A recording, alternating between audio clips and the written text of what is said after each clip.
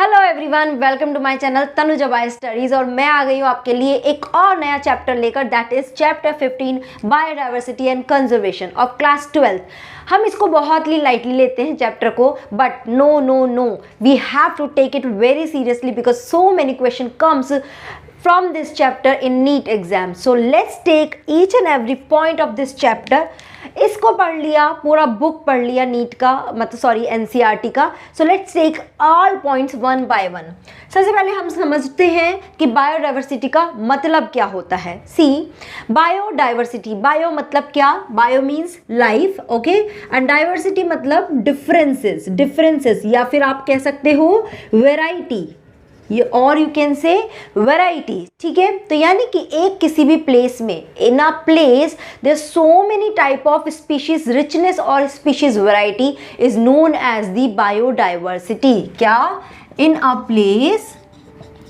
Place species, richness, ठीक है, मैं रिचनेस भी बोल सकती हूँ या उसकी जगह हम वैरायटी भी बोल सकते हैं. This is called the biodiversity. अब हम जनरली क्या सोचते हैं कि डाइवर्सिटी है तो ये स्पीशीज लेवल पे ही हम देखते हैं. नो, ये डाइवर्सिटी हम हर लेवल पे काउंट कर सकते हैं. मतलब ये स्टार्ट ही हो जाती है हमारे स्मॉल लेवल से, दैट इज मैक्रोमोलिक्यूल से. ओके, अगर हम मैक्रोमोलिक्यूल से लेकर चले तो यहाँ से लेकर बायोम तक हर जगह डाइवर्सिटी इंक्लूड रहती है. मैक्रोमोलिक्यूल जैसे कि क्या? लाइक प्रोटीन, ठीक है, प्रोटीन, कार्बोहाइड्रेट, ये हमारे सारे मैक्रोमोलिक्यूल ही है ना. और क्या हो सकता है? Lipid as well as nucleic acid. Okay, तो दीज ऑल आर. नाउ ये सब मिलकर क्या बनाते हैं? Ultimately they all make cell. Then cell मिलकर क्या बनाती है? It make the tissue make the organ make the system, और you can say organ system. Okay, then organ system make ultimately an organism. Okay, अब मैं क्या बात कर रही हूँ यहाँ, इस आगे के जो लेवल लिखने वाली हूँ वो सब हम एक्चुअली प्रीवियस चैप्टर में पढ़ चुके हैं इकोसिस्टम में, कि ऑर्गेनिज्म मिलकर क्या बनाते हैं? They make the community, you can say community, and then these community make the population, and ultimately they make the biome. और ओके सॉरी, ये उल्टा हो गया है. First they make the population, then they make the community and then they make the biome.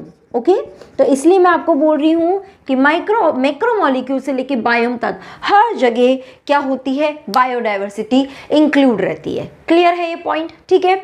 Now अब क्या है, इसकी जो टर्म्स है ना, वो जो पॉपुलराइज हुई थी, that this term biodiversity, it was popularized by a scientist named is Edward Wilson. ये नाम याद रखना, एडवर्ड विल्सन. ये बायोडाइवर्सिटी को हम बहुत अलग अलग टाइप में डिवाइड करते हैं. यहाँ पे 3 बेसिक क्लासिफिकेशन, मतलब या फिर आप बोल सकते हो 3 टाइप में डिवाइड की गई है. One is called the genetic diversity, another is called the species, और आप स्पेसिफिक भी बोल सकते हैं. Okay, and the third one is called the ecological diversity. Clear है? जेनेटिक की बात करते हैं. जेनेटिक डाइवर्सिटी का मतलब क्या? The diversity at the gene level. ठीक है, यानी कि हमें जीन लेवल पे क्या मिलती है? डाइवर्सिटी मिलती है, वैरायटी मिलती है. ओके, या डिफरेंसेस मिलते हैं जेनेटिक लेवल पे. जैसे कि आप एग्जांपल लेके चल सकते हो एक मैंगो का.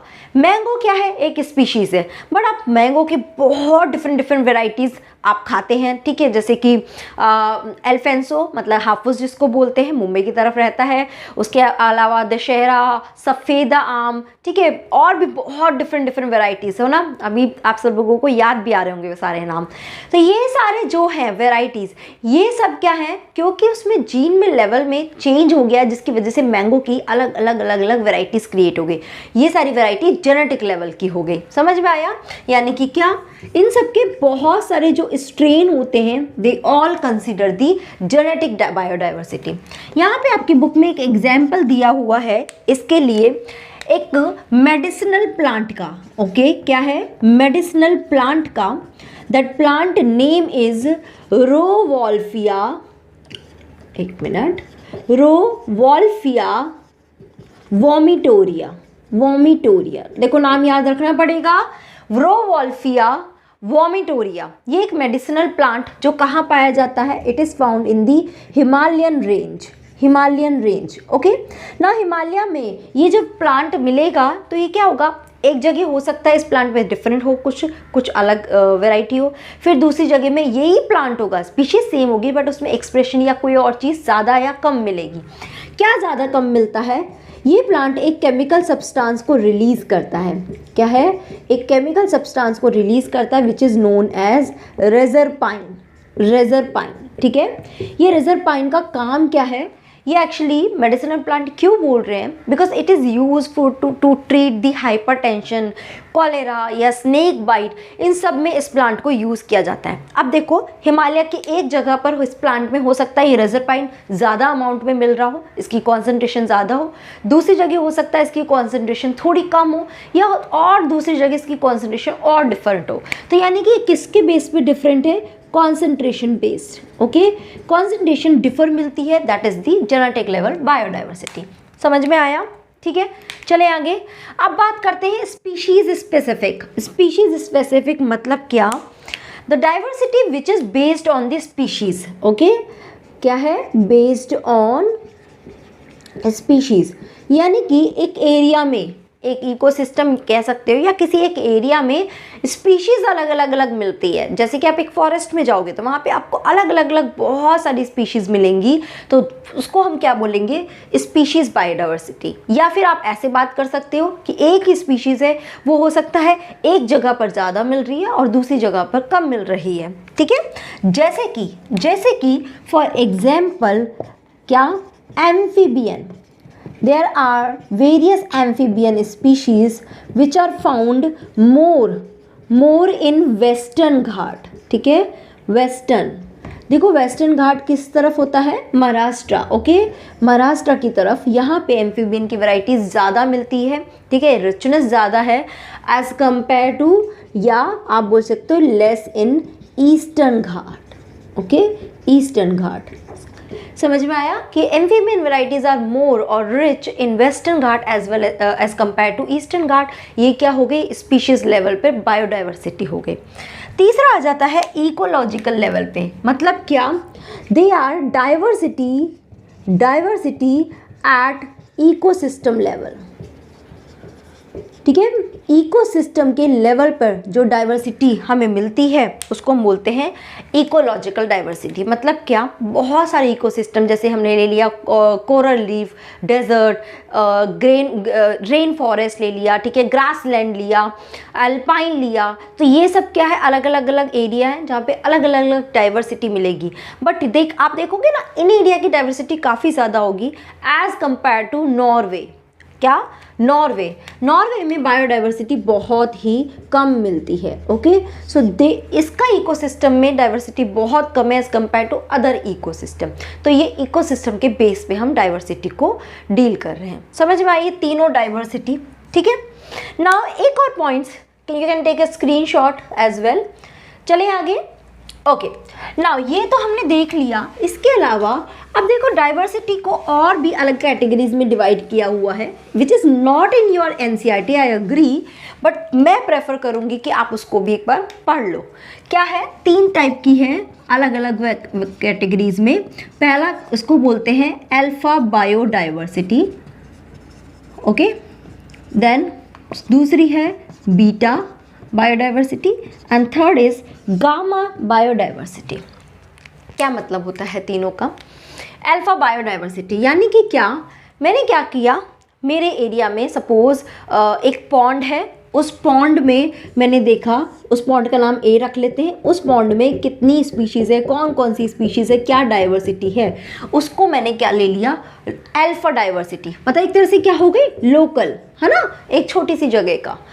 बीटा में क्या किया, उसी एरिया में हो सकता है 2 पॉन्ड हो, एक तो पॉन्ड ए यही हुआ और एक पॉन्ड बी हो गया। ठीक है, तो अब इन दोनों का हम क्या कर रहे हैं, we are doing the comparison कि दोनों में से डाइवर्सिटी किस में ज़्यादा है या कौन सी स्पीशीज़ किस में ज़्यादा मिल रही है। So if we are doing the comparison in between two small area of a ecosystem that is called the beta biodiversity and gamma biodiversity यानी कि क्या, मैं उस बड़ा एरिया या फिर मैं बोल देती हूँ मैं उस सिटी में जितने भी पॉन्ड है, ओके, जितने भी पॉन्ड या इसके अलावा और भी कुछ आ जाता है, उन सबको एक साथ स्टडी कर रही है, then it is called the gamma biodiversity. समझ में आया? अल्फा मतलब एक लोकलाइज, एक स्मॉल एरिया, बीटा वैसे ही दो ले लिए और उन दोनों का कंपैरिजन, गामा ओवरऑल हमने पूरा कैलकुलेट किया, दैट इज गामा। गामा को हम बोल सकते हैं ग्लोबल बायोडाइवर्सिटी भी। क्लियर है ये चीज़? ठीक है, चले आगे। क्लियर है यहाँ तक? ओके ना, ये तो हमने डाइवर्सिटी के टाइप को देख लिया। ना there so many datas are given और estimates are given about the diversity कि भाई कितनी हो सकती है, पूरी अर्थ की कैलकुलेट करने चलेंगे तो कितनी हो सकती है। तो यहाँ पे बोला गया अकॉर्डिंग टू IUCN। अब भाई IUCN है क्या, इसको देख लेते हैं। इस IUCN की फुल फॉर्म देख लेते हैं, international union for conservation of nature and natural resources and natural resources। ठीक है, ये इसकी फुल फॉर्म है भाई, फुल फॉर्म ध्यान रखनी पड़ेगी। इसने क्या एस्टिमेट दिया, इसने बोला कि पूरे अर्थ वर्ल्ड मतलब पूरे जगह पर, पूरे अर्थ पे प्लांट और एनिमल कितनी है, अराउंड 1.5 मिलियन। कितना है? अराउंड 1.5 मिलियन, जिसमें दोनों इंक्लूड है, प्लांट भी इंक्लूड है, एनिमल। देखो ये साथ साथ आप लोगों के नोट्स बनते जा रहे हैं, you can note it down along with me, या फिर आप NCERT में ही साइड में पॉइंट्स में लिख लो, तो वही जो NCERT में लिखा हुआ ना उसको ही हम पॉइंट्स की फॉर्म में पढ़ रहे हैं, तो आपका हैंड टू हैंड नोट्स बनते जा रहे हैं। समझ में आ रहा है ना? ठीक है, तो करो फटाफट से इसको नोट करते हैं ना। उसके बाद बात करते हैं, just a minute. Okay so अब आ जाते हैं, ये तो IUCN ने एस्टिमेट दिया। अब ऐसे बहुत सारे साइंटिस्ट आए जिनको मतलब जो इकोलॉजी को स्टडी करते हैं उनको हम बोलते हैं इकोलॉजिस्ट। तो बहुत सारे इकोलॉजिस्ट आए, ये सारे इकोलॉजिस्ट ने अलग अलग एस्टिमेट्स दिया। किसी ने बोला कि 20 मिलियन है पूरा जो भी पॉपुलेशन डाइवर्सिटी है, किसी ने बोला 25 मिलियन है, बट ऐसा लॉजिकल नहीं लग रहा था कि मतलब किस बिहाफ पर आप बोल रहे हो, क्योंकि ये तो जितना डिस्कवर हुआ वो उतना एस्टिमेशन बता रहा है। एस्टिमेशन मतलब क्या? Idea, not exact. ठीक है, आइडिया। तो बहुत सारे एस्टिमेट्स दिए गए, उसमें से एक साइंटिस्ट मतलब या इकोलॉजिस्ट आप बोल सकते हो, रॉबर्ट मे। इस रॉबर्ट मे ने एक एस्टिमेट दिया अराउंड 7 मिलियन। कितना बोला इसने? 7 मिलियन। ये क्या था? It was a estimate, okay, but इसका एस्टिमेट लॉजिकल था, एक्सेप्टेबल था। क्यों था? क्योंकि इसने किसको इंक्लूड किया? ही सेड कि जो अमेज़न फॉरेस्ट है, अमेज़न फॉरेस्ट नाम सुना है? नाम सुना है? एक मूवी है इस पे, द जंगल। ठीक है, हॉलीवुड की मूवी है, ज़रूर देखना, अमेजिंग है। पूरा उसमें अमेज़न फॉरेस्ट के बारे में बताया गया है। तो ये जो अमेज़न फॉरेस्ट है ना, ये हमारे अर्थ पे सबसे बड़ा फॉरेस्ट है, जिसमें मतलब ह्यूज डाइवर्सिटी है, यहाँ पर बहुत बड़ा बायोडाइवर्सिटी, और अभी तक तो इतनी स्पीशीज़ हैं जो डिस्कवर भी नहीं हुई है। कितनी बार आप न्यूज़पेपर में भी देखते हो कि अभी एक नया कोई एनिमल या नया कोई प्लांट डिस्कवर हुआ, तो मतलब कंटिन्यूस डिस्कवरी चल रही है। तो Amazon forest as well as जो सी है, सी में भी अभी सारे एनिमल डिस्कवर नहीं हुए हैं। तो अमेज़न फॉरेस्ट और सी की अगर और भी नई स्पीशीज़ को काउंट करें या जो डिस्कवर नहीं हुई है, सबको साथ में लेके चले, तो इट अराउंड 7 मिलियन। तो उसका ये एस्टिमेट लॉजिकल लगा। ठीक है, नाउ इस 7 मिलियन में से ये बताया गया कि 70% इस में 70% क्या है? एनिमल है, ऑल आर एनिमल्स। और अगेन उस एनिमल का 70% का भी अगेन 70% क्या है? All are insects. यानी कि अगर मैं बोलूँ 10 एनिमल, अगर 10 एनिमल को हम लेके चले तो उसमें से 7 तो क्या रहेंगे? इंसेक्ट रहेंगे, मक्खी, मच्छर, है ना। आप घर में भी देखते हो कितने मच्छर रहते हैं, कितने इंसेक्ट्स होते हैं, अलग अलग वैरायटी। कॉकरोच तो जैसे एक तरह से लगता है कि हम लोगों के साथ ही रहना जानते हैं और हम लोगों के साथ ही रहेंगे और हम लोगों के साथ ही मरेंगे, इज़न्ट इट। तो 70% एनिमल है और उसमें से 22% क्या है, प्लांट है, 22% क्या है, प्लांट्स है। एंड रेस्ट जितना भी बचा उसमें क्या इंक्लूड किए गए, ऑल प्रोकैरियोट्स इंक्लूड, ठीक है, जिसमें जनरली आपका क्या रहता है, बैक्टीरिया रहता है। तो जितने भी बैक्टीरिया है वो इसमें इंक्लूड किए गए, ठीक है, बहुत सारा उनके बारे में डिस्कशन नहीं किया गया है। तो ये कुछ डेटा दिया, ओके। नाउ इसके बाद में आपके एनसीईआरटी में कुछ पाई चार्ट्स दिए गए हैं, we have to go through those pie charts. क्यों करने पड़ेंगे ये क्लियर है ना, you can take a screenshot as well, क्योंकि उन पाई चार्ट पे देखो क्वेश्चन कैसे बन सकता है, you will be given any blank pie chart and you will be told to fill it, ठीक है। नीट में भी क्वेश्चन आ सकता है, कोई भी एक पाई चार्ट का एक पोर्शन आपसे पूछ लिया कि इसमें क्या आता है। तो यहाँ पे 3 पाई चार्ट दिए हैं। पहला है इनवर्टिब्रेट का, आपको मालूम है ये तो अच्छे से पता ही होगा कि जो एनिमल है हमारे 2 ब्रॉड कैटेगरी में डिवाइडेड है, इनवर्टिब्रेट और वर्टिब्रेट। क्या है, इनवर्टिब्रेट और वर्टिब्रेट्स, और थर्ड कैटेगरी हमारी हो गई दैट इज प्लांट, ठीक है। तो चलो तीनों के पाई चार्ट को देखते हैं 1 बाय 1 कैसा है। पाई चार्ट आपको पता ही है, जैसे सर्कल है उसमें हम प्रोपोर्शन बताते हैं, this is called the pie chart, ठीक है। पहले ही वाला ले लेते हैं इनवर्टिब्रेट का।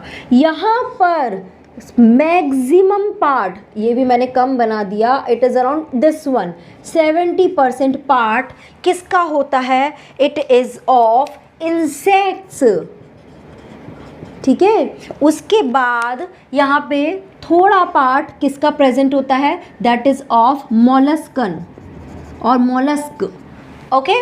फिर थोड़ा सा और पार्ट किसका रहता है, दिस इज़ ऑफ क्रस्टेशियन, ठीक है, क्रस्टेशियन।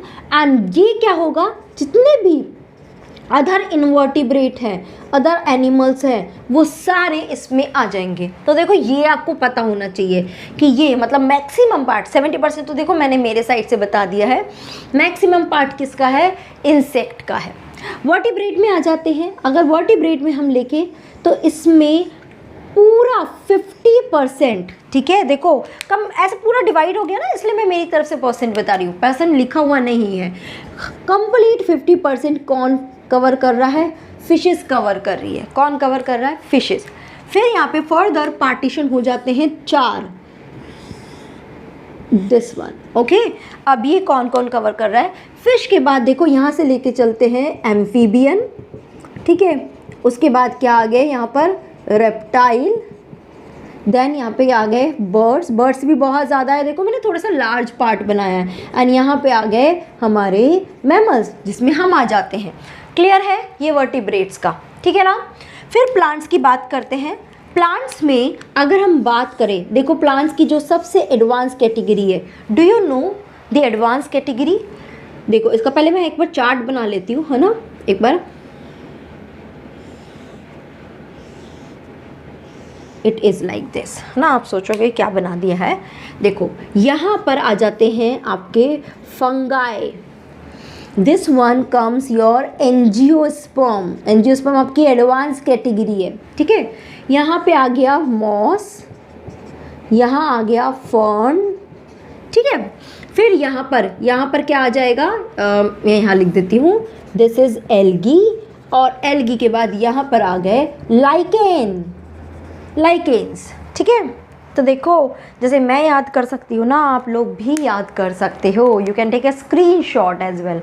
तो बच्चों ये तो पढ़ना ही पड़ेगा, हो सकता है कोई भी चीज़ आपको नहीं दी और यू विल बी आस्क्ड कि इस वाले पोर्शन में क्या आएगा, तो देखो पढ़ना ही पड़ेगा। जैसे मैप्स फिल करते हैं ना, ऐसे ही ये पाई चार्ट फिल करने आ सकता है। क्लियर है, चले आगे, ठीक है। थोड़ा सा रट्टा वाला टॉपिक है, बट मुझे लगता है कि अगर आप इसको 2-3 बार रीड कर लोगे ना, definitely you will be able to learn it, और आपकी लर्निंग कैपेसिटी तो बहुत ही अच्छी है, ठीक है। चलते हैं आगे, चलते हैं। ओके, तो ये तो देखो हमने डेटा देख लिया, अब इसके साथ ही ना एक और डेटा भी हमें देखना पड़ेगा, ओके। ये सब हम देख रहे हैं एक्चुअली इंट्रोडक्टरी पार्ट, अभी हम सारा इंट्रोडक्टरी पार्ट देख रहे हैं। डेटा क्या है कि करीब 12 ऐसी मेगा डाइवर्सिटी कंट्री है, डाइवर्सिटी कंट्रीज़ हैं, ओके, ठीक है, जिनमें डाइवर्सिटी सबसे ज़्यादा है। ऐसी बहुत 12 कंट्रीज़ हैं, उसमें से हमारा इंडिया 8th रैंक पे आता है। इंडिया का क्या रैंक है? 8th रैंक है। ओके, इंडिया हमारे पूरे वर्ल्ड का कितना परसेंट लैंड ऑक्यूपाई देता है, मतलब या कितना परसेंट लैंड देता है? That is 2.4% land of world. Okay, इतना वो कवर करता है, ठीक है। बट देखो परसेंटेज बहुत कम है लैंड की। आप देखो ना, पूरा मैप देखोगे तो आप देखोगे ना उसमें कि इंडिया बहुत छोटा सा जगह ही ले रहा है, उसका 2.4% लैंड ही वो देता है, उसमें फिर पानी भी आ जाता है। तो इसमें से कितना परसेंट वो डाइवर्सिटी में इन्वॉल्व हो रहा है? 8.1% डाइवर्सिटी में इन्वॉल्व हो रहा है। तो देखो परसेंट लैंड का तो कम है पर डाइवर्सिटी ज़्यादा है। तो ऐसा क्यों है कि इतना ज़्यादा ये दे पा रहा है? It's because of so many ecosystem. India में देखो, आप देखते हो ना, इंडिया में सब तरह के तो सीजन्स होते हैं, सब तरह का इकोसिस्टम है, every kind of ecosystem is present in India. बाकी देशों में क्या होगा, एक पर्टिकुलर एक ही तरह का एटमॉस्फेयर रहता है, तो ऑब्वियसली ना वहाँ पे एनिमल और जो भी प्लांट्स होंगे वो भी उसी एक ही तरह के होंगे। बट हमारे यहाँ डेजर्ट भी है, तो हमारे यहाँ मतलब है ना -डिग्री के टेम्परेचर वाले एरियाज़ भी है, तो हमारे यहाँ रेनी एरियाज़ भी है, मतलब है ना इतनी डिफरेंट डाइवर्सिटी है। That's why it is contribute 8.1% of diversity to the whole diversity of the world. Clear है ये चीज़? तो ये हमने कुछ डेटाज देख लिए, ये हमने एक इंट्रोडक्टिव पार्ट देख लिया। In next video we will talk about the patterns of biodiversity and trust me your whole chapter will be learn on tips by you. ठीक है, तो फटाफट से नेक्स्ट वाला जो वीडियो है वो भी देख लीजिए इसके खत्म होने के बाद। Till then keep doing study, have a positive mindset. Bye bye, take care and have a nice day. Bye.